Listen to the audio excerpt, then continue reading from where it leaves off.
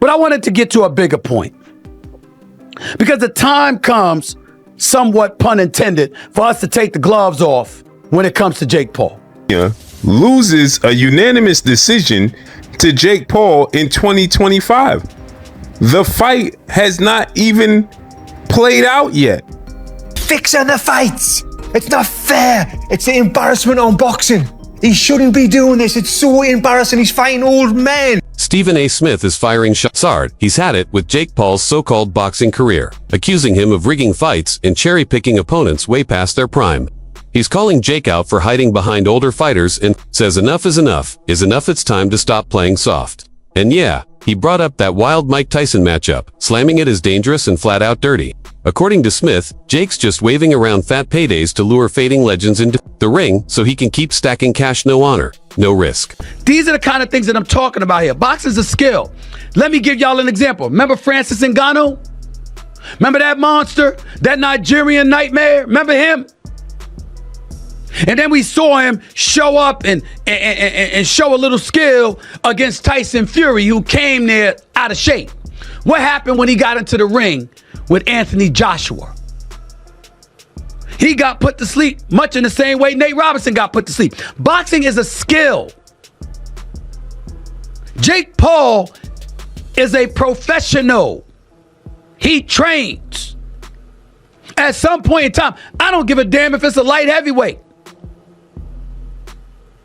Beterbiev, Bivol, a super middleweight, Canelo, Mexican monster, David Benavidez, somebody that actually has a reputation.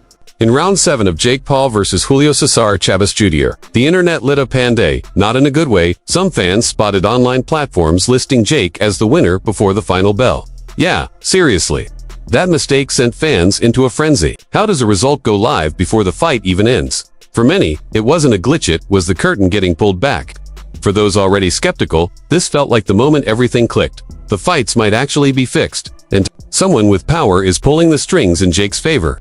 As you are watching this video, Jake Paul and Julio Cesar Chavez are currently right now in the 7th round of their fight.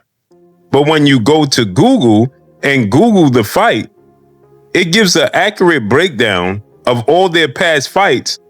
And then it comes to the current fight, and it says that Julio Cesar Chavez Jr. loses a unanimous decision to Jake Paul in 2025. The fight has not even played out yet. Yet they're saying that this is the end results as they are fighting right now, currently as it stands. This leans testament to the fact that people state that Jake Paul has his fights fixed. What's your thoughts on this? This is nasty work. Unbelievable. This is Google. Google it yourself. Peace. Something was seriously off with Julio's performance. The man who once carried the Chavez name with pride looked completely out of sync, barely attacking. No fire, no urgency. Fans were baffled. He moved like a guy going through the motions, not like a fighter trying to win. Even in the final rounds, his punches felt forced, more like saving face than chasing victory. Fans weren't having it. They started calling Jake Fake Paul, accusing him of turning boxing into a scripted drama instead of giving fans a real, competitive fight. Under 40 in 6 months. And he's been off the El Chapitos. He's been off the El Mayo Zambada up his nose. So he's probably more like 48 adjusted. A 48-year-old man. Okay? There's numerous angles here, right? Was he paid not to throw punches? That's possible. Is he just 48 in La Coca years? That's also possible. What we know for a fact is, Fake Paul's useless, honestly. He's proper useless. Chavez like this, just standing there. No pace. In the last few rounds, he had a little bit of pace. Even then, Fake Paul just clings on though. Fake Paul's, I've been saying this, Fake Paul's got no inside at all. He's got no stand, and let's have a look. Let's work here. If he's coming at me. He clings on for dear life. He kind of pushes his punches out. Slap, slap, slap. No, all this talk of power. These dudes, Chavez actually, he looked a bit smaller than Fake Paul. Fake Paul's not a cruiserweight. He's a light heavyweight, honestly. He's so soft. He's got like these big rubber dingy arms. Big rubber, soft. Not Chavez looked more like an athlete. But that'll be on, well, is Jake Paul going to fight anyone? They're already walking back the Zerdo situation. Oh, Zerdo don't sell. Well, we knew Zerdo didn't sell. The internet's buzzing and most of it ain't good. Fans are dissecting the fight frame by frame, and many say it flat out stinks. They're pointing at Julio's weirdly passive approach, calling the whole event a setup. One tweet nailed it. Rigged. No boxer fights like that unless they're told to. These big-name influencer fights are starting to feel more like theater than sport. Sure, they bring in clicks, but they're also sucking the life out of real boxing. When someone like Chavez Jr. shows up, people expect a war, not a scripted stunt. But let's be real, controversy gets views. And as long as that happens, this circus isn't leaving town. You felt like boxing's pretty rigged overall. Yes, Rick, dude. I mean, so many politics, even with, MMA, man, there's so many politics. There's no more art anymore. It's just, let's get an influencer in there. I get it. It's like generating money because our attention span is so short. You look at clips now, it's like 7 seconds. I saw a dude slamming a lady the other day and they were like, oh my God, that dude is, I'm like, well, what the do? I'm just going to pick somebody and slam them. Where's the whole video? And our attention span is just so small. So money talks, of course. Yeah, let's get an influencer in there who has no style, but it draws attention. It's just dumb. There's another angle blowing up online, and it's not about rigging, it's about cashing in. Fans are pointing fingers at Julio Cesar Chavez Jr., saying the guy didn't even bother to train. 13 punches across an entire fight. That's not a strategy, it's a paycheck. People are roasting Chavez Sr. too, arguing he should have stepped in and shut this down before it turned into a family embarrassment. This wasn't a robbery, it was a sellout. No pride, no fight, just a sad performance that made it look like legacy was traded for quick money. And fans felt straight up betrayed. Results, a couple of shocking results. I think that Jake Paul undercards and the promotional arm of his brand, I think, is the most fun part of what Jake Paul brings to boxing. Honestly, I think long term, I think that's what we can all hope for. Because Jake's fights are, this one was borderline atrocious, and kind of the writing was on the wall. But I gotta admit, even I bought drank the Kool-Aid, and mainly I drank the Kool-Aid because Chavez Sr., who also is disgraceful for doing this, made me believe, and I think, this has been the problem with Chavez Jr. He's been enabled constantly by the media, the promoters, his family, and all this other stuff. So he never really shows up prepared. He never cares and just shows up to get paid and basically steals the bag every single time. And he did it tonight again. The reason I actually thought this fight had a chance was because Chavez Sr. Guaranteed us that his son was motivated and was having a training camp. So, as much of a Hall of Fame career as a father had, he's the con artist, I guess, must run in the family, because Junior's been a con artist his whole career, but at least he's been enabled through it, But now the father doing this, I mean, you knew already your son wasn't going to be ready. You put your own reputation on the line and sold us this crap. And then ultimately your son throws what most guys will throw in a round. He throws it through 10 rounds. It was actually kind of really. Jake Paul isn't staying quiet. He clapped back hard, especially with the Tyson fight drawing nonstop hate. According to Jake, all the rigging talk is just noise from bitter haters who can't handle his rise. He says people throw around the word fake anytime he locks in a blockbuster fight just to discredit his grind. But let's not ignore the pattern. Retired legends, faded fighters, and carefully picked matchups. And now, Mike Tyson at 58.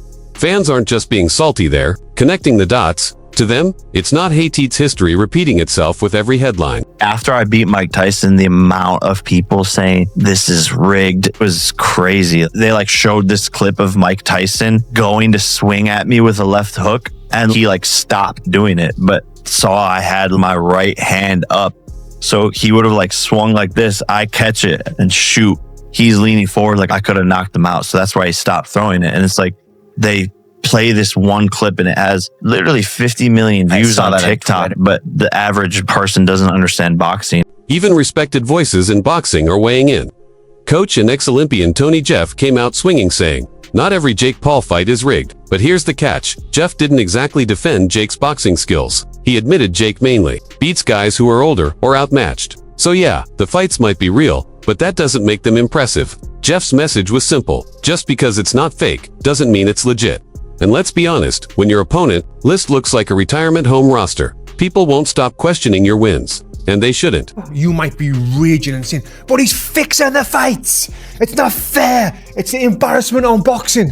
He shouldn't be doing this. It's so embarrassing. He's fighting old men. Well, is it a fix? No, mate. It's not a fix. Is Julio Cesar Chavez past his best? Yes. Was Mike Tyson past his best? Absolutely, mate. Now, if you look at all of the great fighters, look at all of the records, and you can go on Boxonic and see this, you'll see that they are fighting either one of two people, either a person who's a journeyman who's coming in there just to lose and give the fighter their experience, or they'll be fighting someone who might have been a former champion who is now past it. And finding these right opponents is key for the development of any fighter, not just someone like Jake Paul, but any fighter. Now, with Jake, because he's got so much attention on him, people are seeing this. Whereas normally, fighters are not even live on TV until they've had X amount of fights. If you look at someone like Floyd Mayweather, look, we fought in his 4th pro fight, or even his 10th pro fight. Some of these fights will not be on TV. And now Jake is on TV and he's fighting former world champions, which he's fought a few now. I think everyone should give him respect now as a fighter, fighting someone like that and putting so much pressure on himself as well. Now, do I think that fight and other fights was rigged? Absolutely not. I think that Jake is very smart. He's picking the right fights, but at the same time, he's developed as a very good fighter now. There's no denying that he is a very good fighter now. Yes, he did lose that one fight to Tommy Fury by, was it a split decision? Julio Cesar Chavez Jr. says he's not done, but fans are side-eyeing that claim hard. After landing only a few punches all night, he called this loss just a setback, like it's no big deal. But the crowd wasn't buying that speech. To most, he looked checked out physically, mentally, and emotionally. His post-fight words didn't sound hungry for redemption, they sounded disconnected. Critics say it sent the worst message possible, especially to up-and-coming fighters. Because that wasn't resilience, it was resignation dressed up with excuses. And no real champion talks like that after a performance that emptied. Well, what was difficult to do in the fight tonight that you wanted to do, but you couldn't?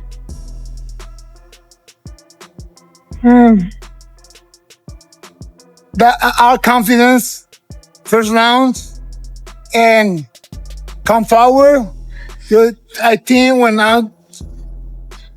I'm like back, it's not good for me. So if I'm fighting like again, like I doing this. So take the punches, but come forward and try to be more inside, because when I see him inside, his punches don't have the same power. So I think I doing a mistake in these things, like fight a distance. Yeah, that was what I was going to ask. I kept asking myself, why isn't he working on the inside, throwing body shots, hook, upper, you know?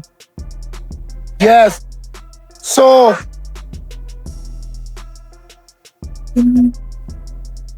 maybe more fights, a little more confidence.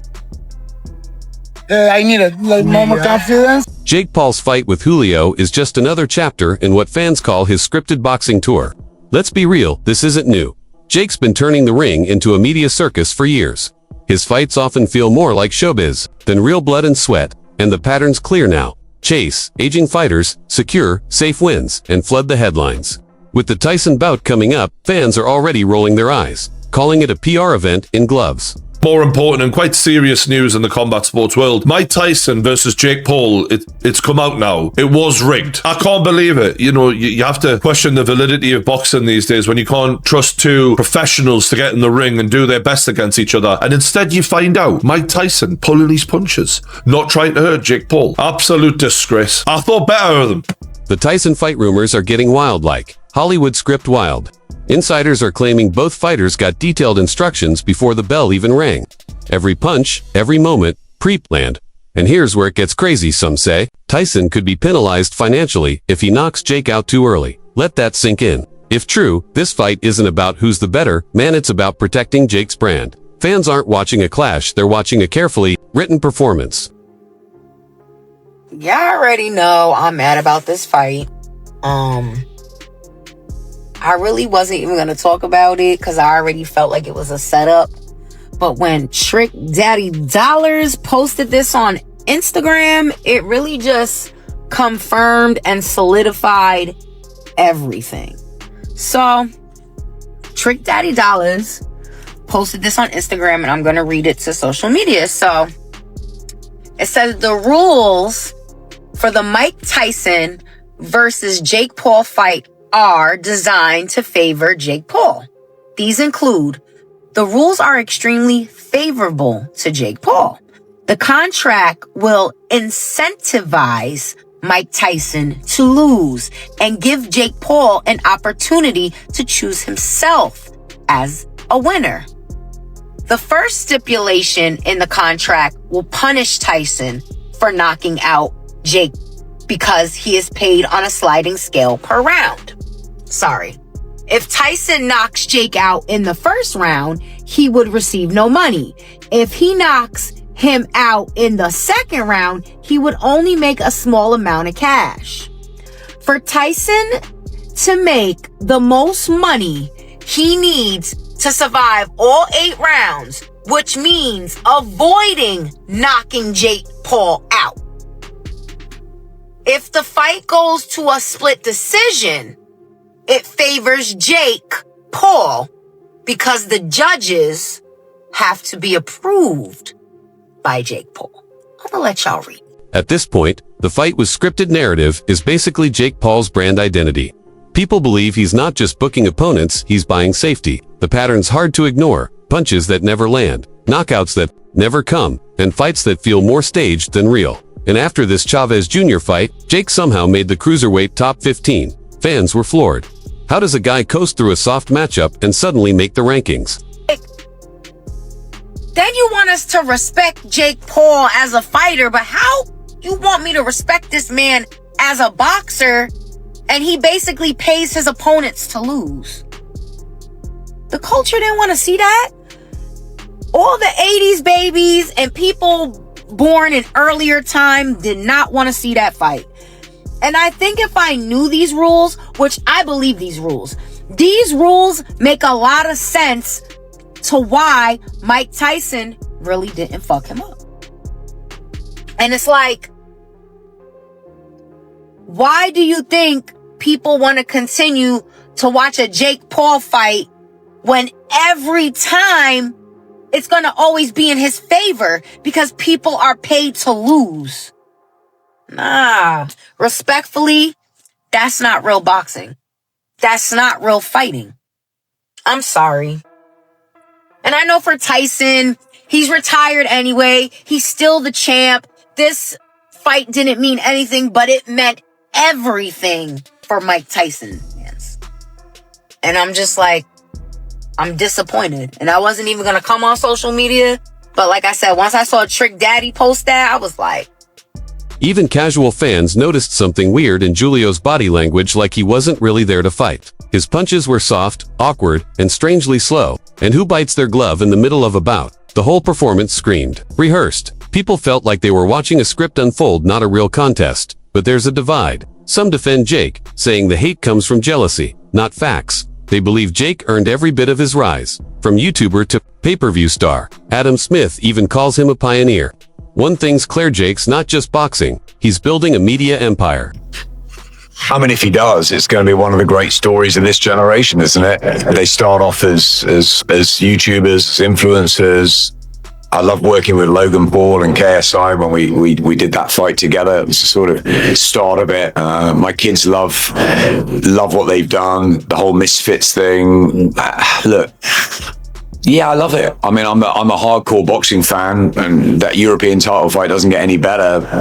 But Jake Paul has millions and millions of followers. That's it for today's video, but don't blink, because the Jake Paul boxing saga is far from over.